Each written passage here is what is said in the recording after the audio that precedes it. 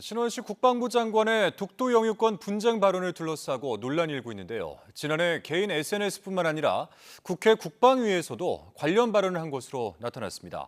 신 장관은 일본의 터무니없는 주장에 동의한 것이 아니라고 해명했지만 여진이 이어지고 있습니다. 김문경 기자입니다.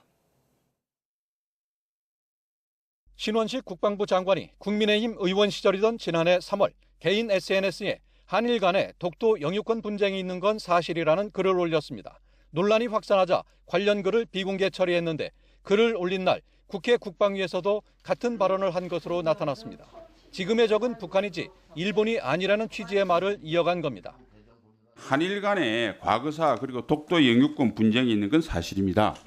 그런데 1945년 8월 15일 군국주의 일본과 지금의 자유민주주의 일본이 같은 국가입니까? 하지만 이는 국방부를 비롯한 우리 정부 입장과 다른 겁니다.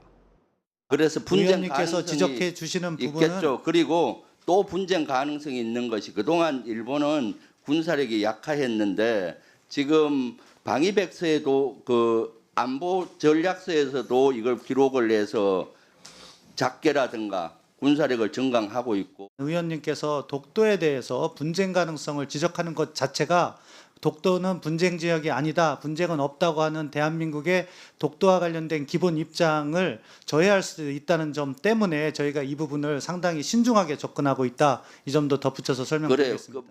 정부는 이처럼 독도 영유권에 대해 분쟁 지역이 아닌 대한민국의 고유 영토라고 밝혀왔습니다. 또 독도를 분쟁 지역으로 만들어 대응하려는 일본의 전략을 무시하는 차원에서 과거에는 조용한 외교로 맞받았습니다.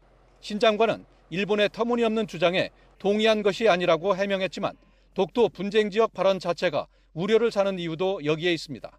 일각에서는 정치권이든 정부든 이러한 언급 자체가 우리에게는 아무런 이익이 되지 않는다며 불필요한 논란만 불러오고 있다는 비판도 제기되고 있습니다.